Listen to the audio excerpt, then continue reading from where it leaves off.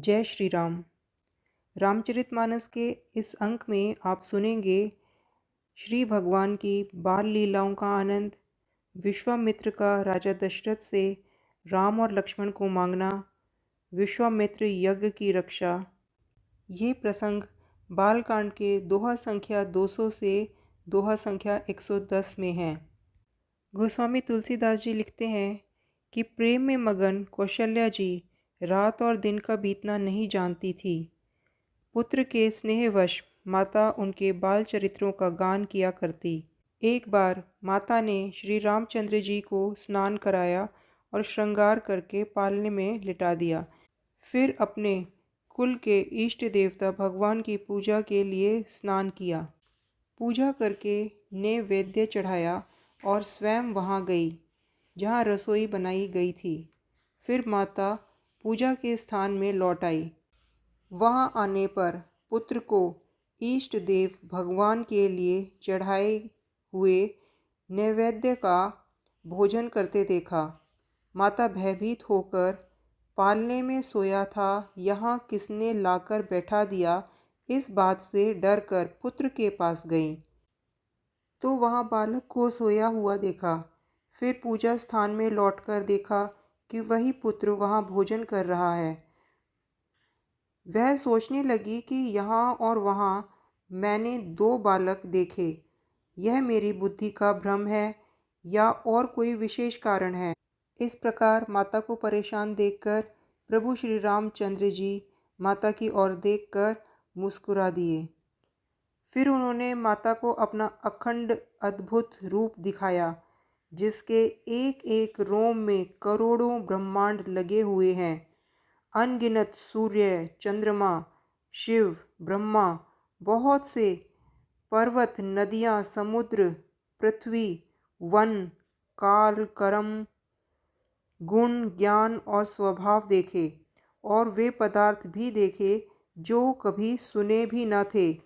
सब प्रकार से बलवती माया को देखा कि भगवान के सामने अत्यंत भयभीत हाथ जोड़े खड़ी हैं। जीव को देखा जिसे वह माया नचाती है, और फिर भक्ति को देखा जो उस जीव को माया से छुड़ा देती है। माता का शरीर पुलकित हो गया, मुख से वचन नहीं निकला। तब आंखें मूंद कर उसने श्री रामचंद्र जी के चरणों में सिर नवाया। माता को आश्चर्यचकित देख खर के शत्रु श्री राम जी फिर बाल रूप हो गए। माता से स्तुति भी नहीं की जाती। वह डर गई कि मैंने जगत पिता परमात्मा को पुत्र करके जाना। श्री हरि ने माता को बहुत प्रकार से समझाया और कहा, हे माता सुनो, यह बात कहीं पर कहना नहीं। कौशल्या जी बार बार हाथ जोड़कर विनती करती हैं कि हे प्रभु, मुझे आपकी माया अब कभी न व्यापे। भगवान ने बहुत प्रकार से बाल लीलाएं की और अपने सेवकों को अत्यंत आनंद दिया। कुछ समय बीतने पर चारों भाई बड़े होकर कुटुंबियों को सुख देने वाले हो गए। तब गुरुजी ने जाकर चूड़ा कर्म संस्कार किया। ब्राह्मणों ने फिर बहुत सी दक्षिणा पाई। चारों सुंदर राजकुमार बड़े ही मनोहर अपार चरित्र करते फिरते हैं, जो मन, वचन और कर्म से अगोचर हैं। वही प्रभु दशरथ जी के आंगन में विचर रहे हैं। भोजन करने के समय जब राजा बुलाते हैं, तब वे अपने बाल सखाओं के समाज को छोड़कर नहीं आते। कौशल्या जी जब बुलाने जाती हैं, तब प्रभु ठुमक ठुमक भाग चलते हैं। जिनका वेद नेति अर्थात इतना ही नहीं कहकर निरूपण करते हैं, और शिवजी ने जिनका अंत नहीं पाया, माता उन्हें हठपूर्वक पकड़ने के लिए दौड़ती हैं। भोजन करते हैं पर चित्त चंचल है। अवसर पाकर मुंह में दही भात लपटाए किलकारी मारते हुए इधर उधर भाग चले। श्री रामचंद्र जी की बहुत ही सरल और भोली बाल लीलाओं का सरस्वती, शेष जी, शिवजी और वेदों ने गान किया। जिनका मन इन लीलाओं में अनुरक्त नहीं हुआ, विधाता ने उन मनुष्यों को वंचित कर दिया। ज्यों ही सब भाई कुमार अवस्था में हुए, त्यों ही गुरु, पिता और माता ने उनका यज्ञोपवीत संस्कार कर दिया। श्री रघुनाथ जी भाइयों सहित गुरु के घर में विद्या पढ़ने गए और थोड़े ही समय में उनको सब विद्याएं आ गई। चारों वेद जिनके स्वाभाविक श्वास हैं वे भगवान पढ़े, यह बड़ा कौतुक है। चारों भाई विद्या, विनय, गुण और शील में बड़े निपुण हैं और सब राजाओं की लीलाओं के ही खेल खेलते हैं। हाथों में बाण और धनुष बहुत ही शोभा देते हैं। रूप देखते ही सब मोहित हो जाते हैं। वे सब भाई जिन गलियों में खेलते हैं उन गलियों के सभी स्त्री पुरुष उनको देखकर स्नेह से शिथिल हो जाते हैं। कौशलपुर के रहने वाले स्त्री पुरुष, बूढ़े और बालक सभी को कृपालु श्री रामचंद्र जी प्राणों से भी बढ़कर प्रिय लगते हैं। श्री रामचंद्र जी भाइयों और इष्ट मित्रों को बुलाकर साथ लेते हैं और नित्य वन में जाकर शिकार खेलते हैं। मन में पवित्र समझकर मृगों को मारते हैं और प्रतिदिन लाकर राजा दशरथ जी को दिखलाते हैं। जो मृग श्री रामचंद्र जी के बाणों से मारे जाते हैं वे शरीर छोड़कर देवलोक को चले जाते हैं। श्री रामचंद्र जी अपने छोटे भाइयों और सखाओं के साथ भोजन करते हैं और माता पिता की आज्ञा का पालन करते हैं।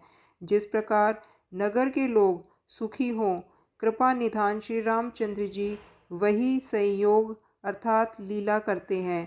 वे मन लगाकर वेद पुराण सुनते हैं और फिर स्वयं छोटे भाइयों को समझाकर कहते हैं। श्री रघुनाथ जी प्रातःकाल उठकर माता पिता और गुरु को मस्तक नवाते हैं और आज्ञा लेकर नगर का काम करते हैं। उनके चरित्र देख देख कर राजा मन में बड़े हर्षित होते हैं। जो व्यापक, अकल, इच्छा रहित, अजन्मा और निर्गुण है तथा जिनका न नाम है न रूप, वही भगवान भक्तों के लिए नाना प्रकार के अनुपम चरित्र करते हैं। अब आगे की कथा सुनिए। ज्ञानी महामुनि विश्वामित्र जी वन में एक पवित्र स्थान पर रहते हैं। मुनि अपने आश्रम में जप, तप और योग करते हैं, परंतु मारीच और सुबाहु से बहुत डरते थे। यज्ञ देखते ही राक्षस दौड़ पड़ते और उपद्रव मचाते थे, जिससे मुनि बहुत दुख पाते थे। विश्वामित्र जी मन में विचार करते हैं कि ये पापी राक्षस भगवान के मारे बिना नहीं मरेंगे। तब श्रेष्ठ मुनि ने मन में विचार किया कि प्रभु ने पृथ्वी का भार हरने के लिए अवतार लिया है। इसी बहाने जाकर मैं उनके चरणों के दर्शन भी करूंगा और विनती करके दोनों भाइयों को ले आऊंगा। जो ज्ञान, वैराग्य और सब गुणों के धाम हैं, उन प्रभु को मैं नेत्र भर कर देखूंगा। फिर विश्वामित्र जी बिना देर लगाए सरयू के जल में स्नान करके राजा के दरबार में जा पहुँचे। राजा ने जब मुनि का आना सुना तब वे ब्राह्मणों के समाज को साथ लेकर मिलने गए और दंडवत करके मुनि का सम्मान करते हुए उन्हें लाकर अपने सामने आसन पर बैठाया। चरणों को धोकर बहुत पूजा की और कहा, मेरे समान धन्य आज दूसरा कोई नहीं है। फिर अनेक प्रकार के भोजन करवाए, जिससे श्रेष्ठ मुनि ने अपने हृदय में बहुत ही हर्ष प्राप्त किया। राजा के चारों पुत्रों ने मुनि को प्रणाम किया। श्री रामचंद्र जी को देखकर मुनि अपने देह की सुध बुध भूल गए। वे श्री रामचंद्र जी के मुख की शोभा देखते ही ऐसे मगन हो गए मानो चकोर पूर्ण चंद्रमा को देखकर लुभा गया हो। तब राजा ने मन में हर्षित होकर ये वचन कहे, हे मुनि, इस प्रकार कृपा तो आपने कभी नहीं की। आज किस कारण से आपका शुभागमन हुआ, कहिए, मैं उसे पूरा करने में देर नहीं लगाऊंगा। मुनि ने कहा, हे राजन, राक्षसों के समूह मुझे बहुत सताते हैं, इसलिए मैं तुमसे कुछ मांगने आया हूँ। छोटे भाई सहित श्री रघुनाथ जी को मुझे दो। राक्षसों के मारे जाने पर मैं सुरक्षित हो जाऊंगा। हे राजन, प्रसन्न मन से इनको दो और मोह और अज्ञान को छोड़ दो। हे स्वामी, इससे तुमको धर्म और सुयश की प्राप्ति होगी और इनका परम कल्याण होगा। इस अत्यंत अप्रिय वाणी को सुनकर राजा का हृदय कांप उठा और उनके मुख की कांति फीकी पड़ गई। उन्होंने कहा, हे ब्राह्मण, मैंने चौथे पन में 4 पुत्र पाए हैं। आपने विचार कर बात नहीं कही। हे मुनि, आप पृथ्वी, गौ, धन और खजाना मांग लीजिए। मैं आज बड़े हर्ष के साथ अपना सर्वस्व दे दूंगा। देह और प्राण से अधिक प्यारा कुछ भी नहीं होता। मैं उसे भी एक पल में दे दूंगा। सभी पुत्र मुझे प्राणों के समान प्यारे हैं। उनमें भी हे प्रभु, राम को तो देते नहीं बनता। अतः अत्यंत डराने वाले और क्रूर राक्षस और कहाँ परम किशोर अवस्था के मेरे सुंदर पुत्र। तब वशिष्ठ जी ने राजा को बहुत प्रकार से समझाया, जिससे राजा का संदेह दूर हुआ और उन्होंने बड़े आदर के साथ दोनों पुत्रों को बुलाया। फिर उन्हें हृदय से लगाकर बहुत प्रकार से उन्हें शिक्षा दी। फिर कहा, हे नाथ, ये दोनों पुत्र मेरे प्राण हैं। हे मुनि, अब आप ही इनके पिता हैं, दूसरा कोई नहीं। राजा ने बहुत प्रकार से आशीर्वाद देकर पुत्रों को ऋषि के हवाले कर दिया। फिर प्रभु माता के महल में गए और उनके चरणों में सिर नवाकर चले।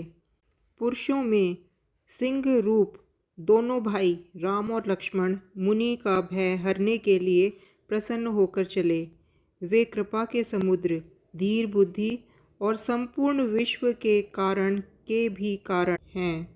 भगवान के लाल नेत्र हैं, चौड़ी छाती और विशाल भुजाएं हैं। नील कमर और तमाल के वृक्ष की तरह श्याम शरीर है। कमर में पीताम्बर और सुंदर तरकश कसे हुए हैं। दोनों हाथों में सुंदर धनुष और बाण हैं। श्याम और गोरे वर्ण के दोनों भाई परम सुंदर हैं। विश्वामित्र जी को महान निधि प्राप्त हो गई।